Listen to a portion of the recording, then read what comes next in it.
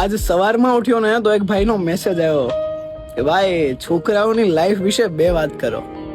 તો ભાઈ છોકરાઓની લાઈફ એવી હોય છે કે બાળપણમાં એ ઘરની બહાર જ હતો અને મોટો થશે ને તો બી ઘરની જવાબદારીના કારણે ઘરની બહાર રહેશે.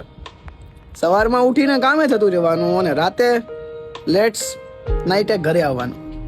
એટલે ઘરનો જે પ્રેમ વહાલ મળવો જોઈએ ને પુરુષમાં આવતો જ નથી. અને બધા એમ કહે છે કે આ તો રખડું છે. અરે રખડું નથી, એના માથે જવાબદારીઓનો બોજ જ એટલો છે ને કે એને ઘરે આવવાનું પસંદ નથી યાર.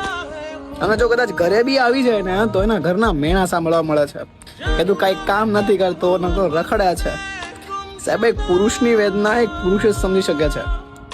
બાકી આજના લોકો તો એમ જ કહે છે યાર તારે તો મજા જ છે હો યાર.